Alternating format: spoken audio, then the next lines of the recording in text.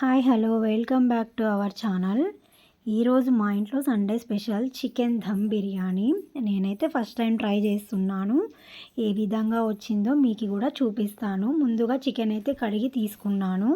ఇందులోకి పసుపు, coriander powder, chicken masala, garam masala, biryani masala, మిరియాల పౌడరు, ఉప్పు, కారం ఇవన్నీ వేసుకోండి. ఇందులోకే 1 కప్పు పెరుగు, కొత్తిమీర, పుదీనా కట్ చేసి పెట్టుకుని అది వేసుకోండి. 2-3 పచ్చిమిర్చి వేసుకోండి. అల్లం వెల్లుల్లి పేస్టు అప్పుడే రెడీ చేసుకున్నది వేసుకోండి. ఫ్రెష్ది అయితే మనకి చాలా టేస్టీగా ఉంటుంది బిర్యానీ.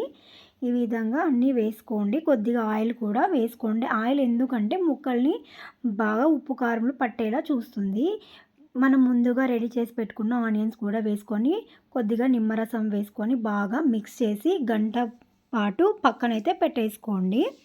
ఇంకొక గిన్నె తీసుకొని అందులోకి మనకి కావాల్సిన నేనైతే రెండు గ్లాసులు బియ్యాన్ని అయితే తీసుకుంటున్నాను. ఈ విధంగా అయితే బియ్యంని కడిగి పెట్టి తీసుకున్నాను. ఇప్పుడు పొయ్యి వెలిగించి బాణలి పెట్టి అందులో ఆయిల్ వేసి బిర్యానీ సంబంధించిన ఇంగ్రీడియంట్స్ అన్నీ ఇందులో వేయండి. వాటిని బాగా ఎంచాక గంట పాటు నానబెట్టుకున్న చికెన్ని కూడా ఇందులో వేయండి. చూడండి ఈ విధంగా అయితే వేసుకొని కిందికి పైకి ఒకసారి అనుకొని ఒక 20 మినిట్స్ పాటు క్లోజ్ చేసేయండి. అలా క్లోజ్ చేయడం వల్ల చికెన్ తొందరగా ఉడికిపోతుంది. ఈ విధంగా ఉడికిపోయాక 80% ఉడికాక రైస్ కూడా పక్కన పెట్టేసుకోండి. పొయ్యి వెలిగించుకొని వీటిలోకి కూడా బిర్యానీ ఇంగ్రీడియంట్స్ అన్నీ వేసేసుకోండి. రైసు 80% ఉడకాలి, చికెన్ కూడా 80% ఉడకాలి.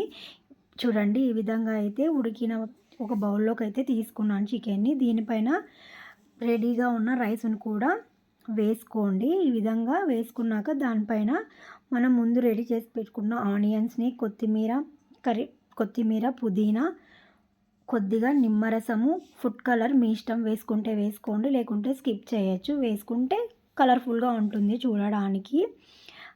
ఈ విధంగా అయితే వేసుకోండి. చూడండి లాస్ట్లో కొద్దిగా పైన గీనైతే యాడ్ చేసుకోండి. చాలా టేస్టీగా ఉంటుంది. అంతే, రుచికరమైన బిర్యానీ రెడీ. వీడియో నచ్చితే లైక్ చేయండి, షేర్ చేయండి, కామెంట్ చేయండి, సబ్స్క్రైబ్ చేయండి. Bye bye.